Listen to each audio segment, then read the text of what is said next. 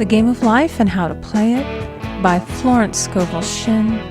Chapter 3, The Power of the Word. By thy words thou shalt be justified, and by thy words thou shalt be condemned. A person knowing the power of the word becomes very careful of his conversation. He has only to watch the reaction of his words to know that they do not return void.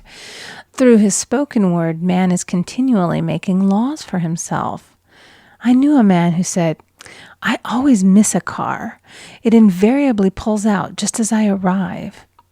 His daughter said, "I always catch a car. It's sure to come just as I get there." This occurred for years.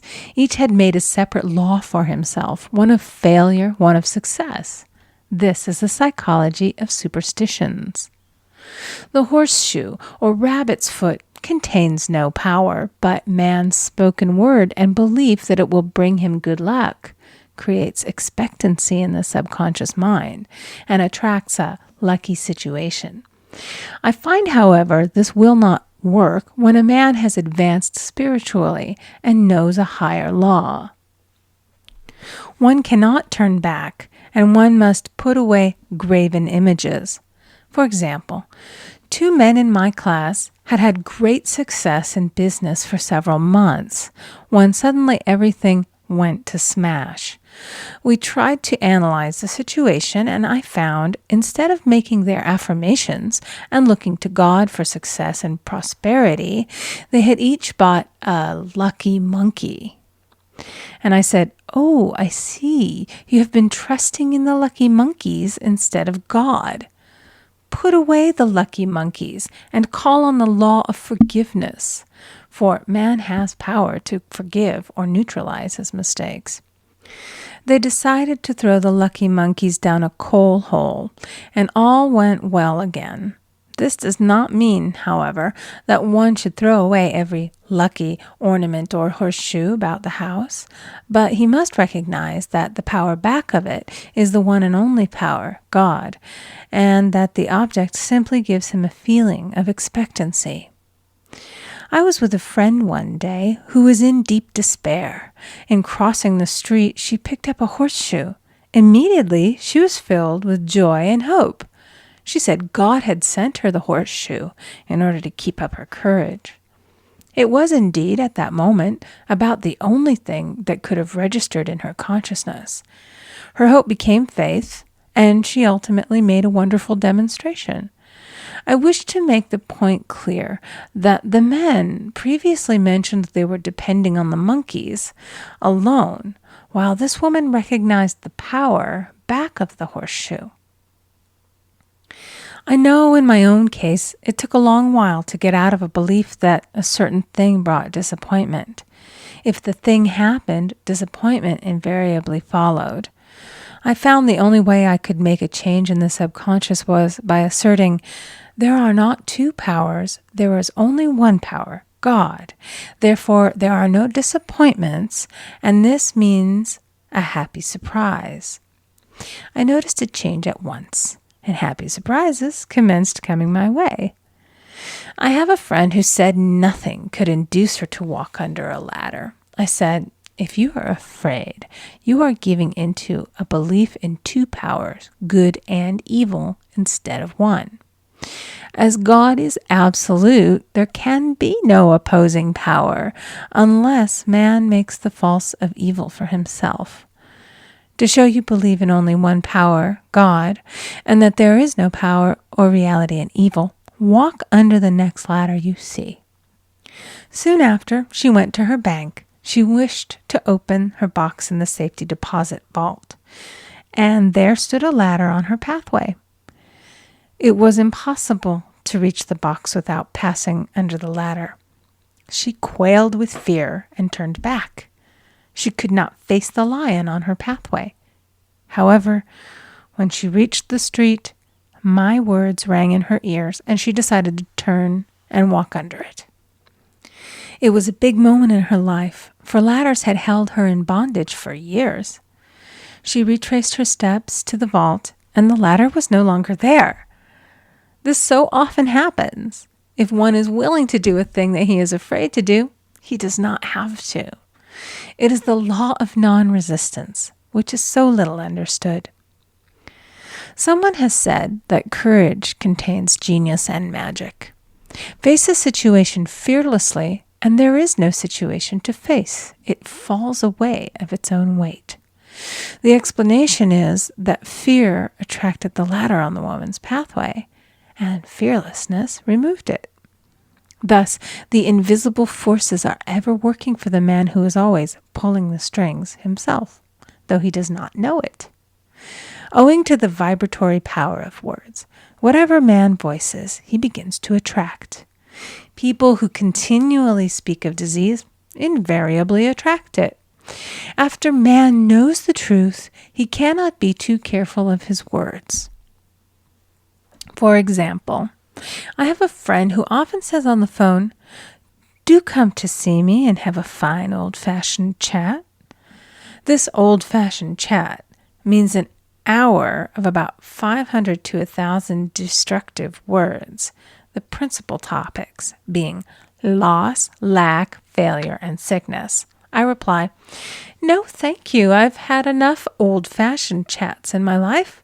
They are too expensive, but I will be glad to have a new-fashioned chat and talk about what we want, not what we don't want."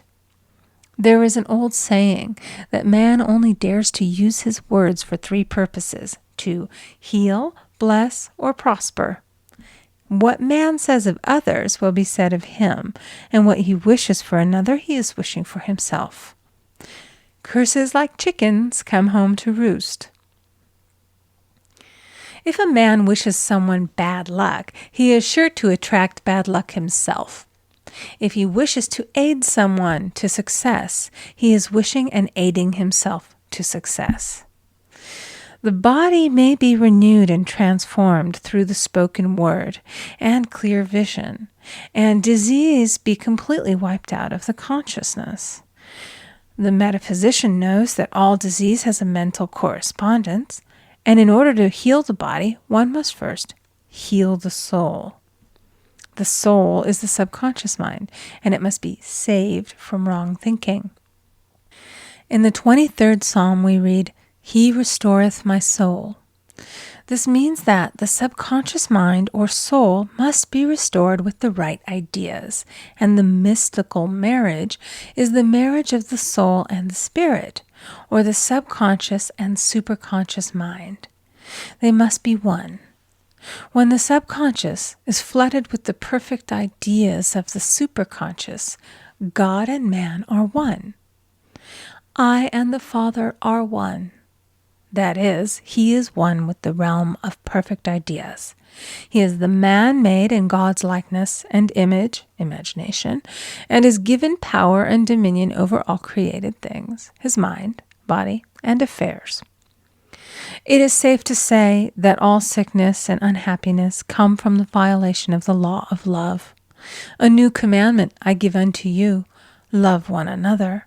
And in the game of life, love or goodwill takes every trick. For example, a woman I know had for years an appearance of a terrible skin disease.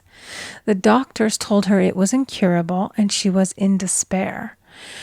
She was on the stage and she feared she would soon have to give up her profession, and she had no other means of support. She, however, procured a good engagement and on the opening night made a great hit. She received flattering notices from the critics and was joyful and elated. The next day she received a notice of dismissal. A man in the cast had been jealous of her success and had caused her to be sent away. She felt hatred and resentment taking complete possession of her, and she cried out, "Oh God, don't let me hate that man." That night she worked for hours in the silence. She said, "I soon came into a very deep silence. I seemed to be at peace with myself, with the man, and with the whole world. I continued this for 2 following nights, and on the 3rd day, I found I was healed completely of the skin disease. In asking for love or goodwill, she had fulfilled the law. For love is the fulfilling of the law. And the disease, which came from the subconscious resentment, was wiped out. Continual criticism produces rheumatism, as critical, inharmonious thoughts cause unnatural deposits in the blood which settle in the joints. False growths are caused by jealousy, hatred, unforgiveness, fear, etc. Every disease is caused by a mind not at ease. I said once in my class, there is no use asking anyone, "What's the matter with you?" We might as well just say, "Who's the matter with you?"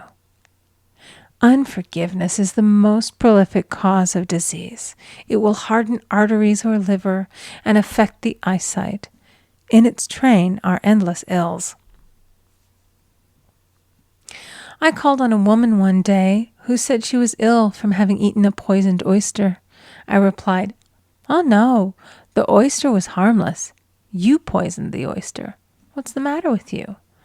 She answered, "Oh, about 19 people." She had quarreled with 19 people and had become so inharmonious that she attracted the wrong oyster. Any inharmony on the external indicates there is mental inharmony. As the within, so the without. Man's only enemies are within himself, and a man's foes shall be they of his own household. Personality is one of the last enemies to be overcome, as this planet is taking its initiation in love. It was Christ's message, peace on earth, goodwill toward man. The enlightened man, therefore, endeavors to perfect himself upon his neighbor. His work is within himself, to send out goodwill and blessings to every man, and the marvelous thing is that if one blesses a man, he has no power to harm him. For example, a man came to me asking him to treat for success in business. He was selling machinery, and a rival appeared on the scene with what he proclaimed was a better machine, and my friend feared defeat. I said, "First of all, we must wipe out all fear, and know that God protects your interests, and that the divine idea must come out of the situation. That is, the right machine will be sold by the right man to the right man." And I added, "Don't hold one critical thought toward that man. Bless him all day and be willing not to sell your machine if it isn't the divine idea." So he went to the meeting, fearless and non-resistant, and blessing the other man. He said the outcome was very remarkable. The other man's machine refused to work, and he sold his without the slightest difficulty. But I say unto you, love your enemies, bless them that curse you, do good to them that hate you, and pray for them which spitefully use you and persecute you. Goodwill produces a great aura of protection about the one who sends it, and no weapon that is formed against him shall prosper. In other words, love and goodwill destroy the enemies within oneself. Therefore, one has no enemies on the external. There is peace on earth for him who sends goodwill to man. End of chapter 3.